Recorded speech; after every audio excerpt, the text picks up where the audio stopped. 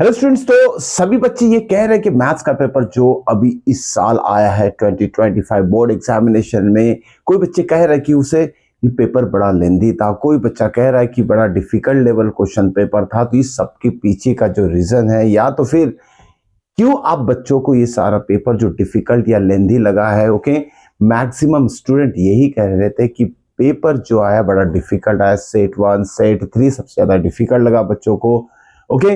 तो सेट 2 के बारे में उतना जानकारी बच्चों ने दी नहीं, it's so and so, okay. तो ये क्वेश्चन पेपर डिफिकल्ट या लेंदी क्यों लग रहा है बच्चों को, जो कि आप सॉल्व करके आ चुके हैं। तो चलिए इसके बारे में थोड़ा डिस्कशन कर लेते हैं। देखिए, जो क्वेश्चन पेपर में क्वेश्चंस आए हैं, ओके, ये इस साल का जो क्वेश्चन पेपर है थोड़ा सा कॉम्पिटेंसी बेस्ड का लेवल बढ़ा दिया है, ठीक है। इसका मतलब ये होता है कि देखिए, आप सिर्फ एनसीईआरटी के भरोसे अदर रेफरेंस बुक के सिलेक्टेड क्वेश्चन करके अगर आप पेपर देने गए होगे, ठीक है, ये लक फैक्टर रहेगा कि उसी से मिलता जुलता क्वेश्चन एग्जाम में आएगा। लेकिन ये सीबीएसई बोर्ड है, देखिए इसके बहुत सारे सेट्स बनते हैं, उसमें से पर्टिकुलर सेट्स ही सिलेक्ट होते हैं फाइनल एग्जामिनेशन में। तो इस साल जो बोर्ड की एग्जाम हुई क्लास 10th के लिए, इसमें कुछ क्वेश्चन को अगर छोड़ दिया जाए तो बाकी क्वेश्चन आप बच्चे लोग इजीली अटेंड कर सकते थे।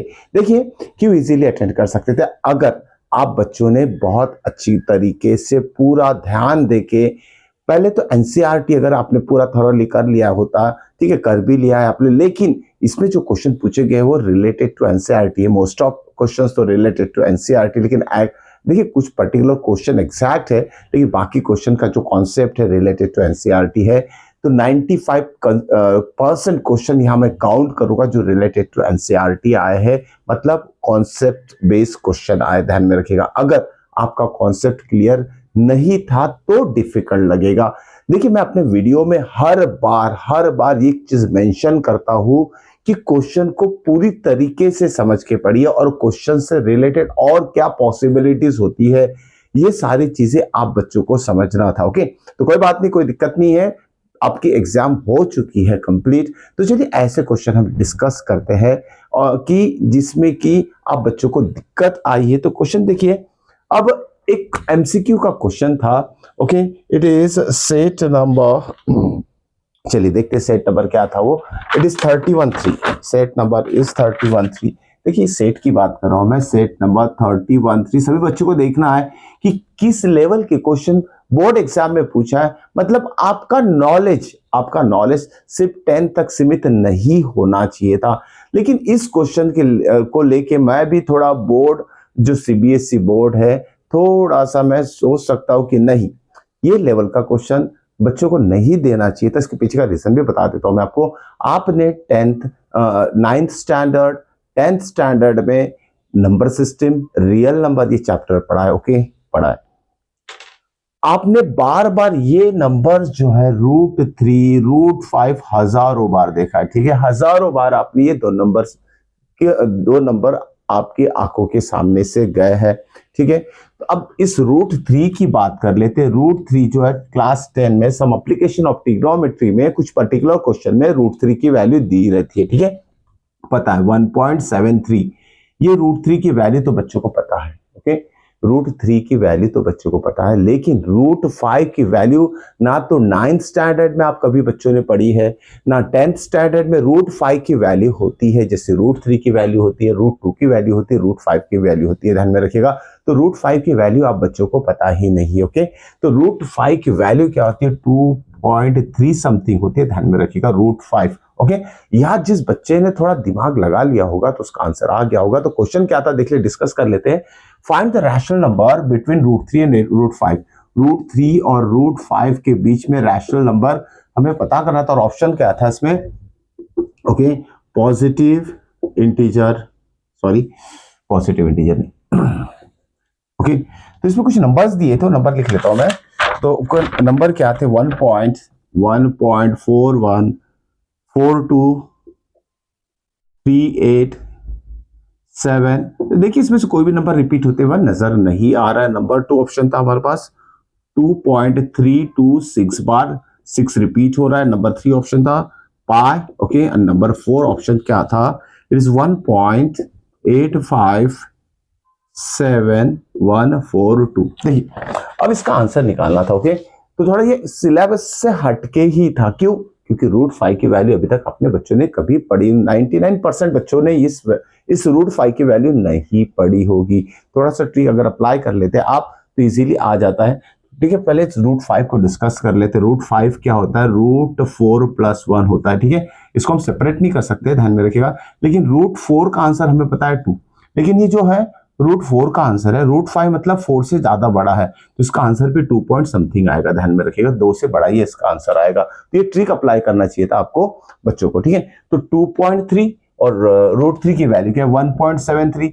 तो 1.7 और 2.3 ये दोनों के बीच में ओके कौन सा रैशनल नंबर जो कि ऑप्शन में दिया है? देखिए 1.4 तो नहीं है और ये रैशनल नंबर भी नहीं है, क्योंकि इसमें जो डेसिमल एक्सपांशन है okay non terminating non recurring है, तो ये इरैशनल नंबर, ये तो ऑप्शन वैसे ही कट गया, इरैशनल नंबर है, ध्यान में रखिएगा। दूसरा है ये रैशनल नंबर है, रैशनल नंबर है ये, ठीक है, लेकिन इसमें जो डेसिमल एक्सपांशन वो टर्मिनेट भी हो रहा है। ओके, तो इसकी जो वैल्यू 2.32 ओके 2.3 समथिंग इसकी वैल्यू आती है, बट लेस देन 2 आती है। तो ये जो वैल्यू है ओके ये रैशनल नंबर है, बट ये जो नंबर है लेस देन 2.3 है, 2 समथिंग। ओके, इसीलिए ये नंबर भी हम रिजेक्ट करेंगे। पाई क्या है? Pi is irrational number, pi is irrational number है। देखिए, और ये जो लास्ट आंसर है this 1.8 is lies between 1.7 and 2.3 के बीच में 1.8 आता है। डेसिमल एक्सपांशन टर्मिनेटिंग है, तो ये रैशनल नंबर है जो कि रूट 3 और रूट 5 के बीच में आता है। तो इस तरीके का डीप थिंकिंग क्वेश्चन जो है इस एग्जाम में पूछा गया है, ध्यान में रखिएगा। तो बहुत सारे बच्चों ने तो सॉल्व कर लिया होगा, लेकिन दिक्कतें जरूर आई होगी इसे सॉल्व करने में कुछ ना कुछ बच्चों को, तो यहाँ 1 मार्क जाने के चांसेस है। और एक क्वेश्चन है इसमें, देखिए इसी सेट में क्वेश्चन मैंने देखा हो कि जैसी -1 raised to the power n plus -1 raised to the power 8 is equal to 0 कब होगा? तो ऑप्शन क्या दिया था इसमें?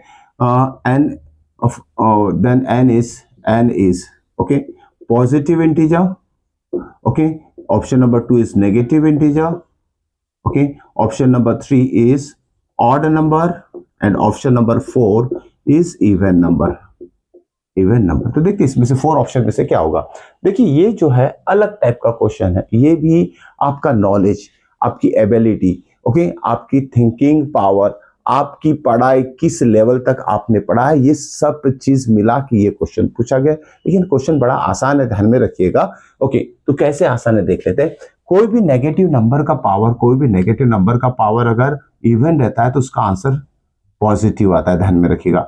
और 1 अगर है, 1 raised to the power any positive number अगर रहते हैं, 1 का पावर अगर हम कोई भी पॉजिटिव नंबर ले लेते हैं तो उसका आंसर 1 ही आएगा। लेकिन अगर -1 का पावर अगर इवन रहेगा तभी वो 1 आएगा, -1 का पावर अगर ऑड रहता है तो उसका आंसर -1 आता है, ध्यान में रखिएगा। ओके, तो -1 का पावर क्या चीज जिससे कि आंसर -1 आएगा? क्या आएगा इसका आंसर? ओके, ऑर्डर नंबर रहेगा। और प्लस आने के लिए पावर क्या चाहिए -1 का? Positive, that is even number चाहिए हमें, इवन नंबर। ओके, तो यहाँ जो ऑप्शन है देखिए, पॉजिटिव इंटीजर में क्या आ जाएगा? पॉजिटिव इंटीजर में आएगा 1 2 3 4। ओके, नेगेटिव इंटीजर में क्या आएगा? -1 -2 -3। तो ये दोनों कट इसलिए हो जाएगी ऑप्शन, क्यों? क्योंकि n का पावर 1 लेंगे तो -1 आएगा और ये +1, ठीक है, लेकिन साथ में 2 भी वैल्यू आ रही है, n का पावर 2 लेंगे तो क्या होगा? ये +1 होगा, ये +1 हो जाएगा, ठीक है, तो आंसर 0 नहीं आएगा।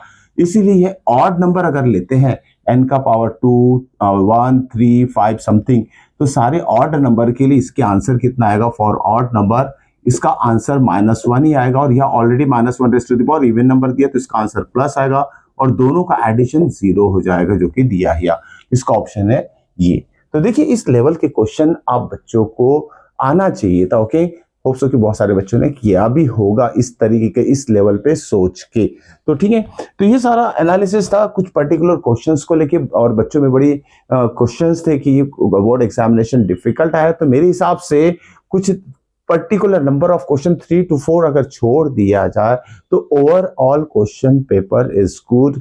आप बच्चों का अच्छा स्कोर आना चाहिए इस बोर्ड एग्जामिनेशन मैथमेटिक्स पेपर में, तो इसमें कोई डाउट नहीं होना चाहिए। दिक्कत वहां हो सकती है जिन बच्चों ने अगर सिर्फ मैथ्स को समझ के गया मतलब प्रैक्टिस बहुत कम की है, ऐसे बच्चों के स्कोर में थोड़ा दिक्कत आ सकता है। तो सभी बच्चों से एक ही रिक्वेस्ट है, मैथ्स के पेपर को लेके कभी भी आपने क्या करना चाहिए, अलर्ट रहना चाहिए, और जो भी आप क्वेश्चन समझते हो उसे लिख कर जरूर देखना है। तो देखिए आगे 11th और 12th थोड़ा हायर लेवल है, ध्यान में रखिए, तो उसमें ये प्रिकॉशन लेना जरूरी है आप बच्चों को कि मैथ्स की आप राइटिंग प्रैक्टिस मैक्सिमम करें, उससे कॉन्फिडेंस लेवल बढ़ता है और छोटी छोटी जो दिक्कतें आती है क्वेश्चन सॉल्व करने में वो सारी क्लियर होती है। तो होप सो कि नेक्स्ट ईयर जो आपका 11th और 12th रहेगा उसमें इससे भी बेटर आप परफॉर्मेंस करेंगे। लेकिन रिक्वेस्ट यही कि मैथ्स अगर सब्जेक्ट पढ़ते हो आप तो आपको लिखकर प्रैक्टिस करनी ही पड़ेगी। तो बच्चों मैं सभी बच्चों के साथ 11th-12th में भी हूँ मैथमेटिक्स सब्जेक्ट को लेके, तो भूलिएगा मत, मेरा चैनल देखते रहिए और सब्सक्राइब करना मत भूलिएगा। तो मिलते हैं next year next 11th class के क्लास में। Till then good bye.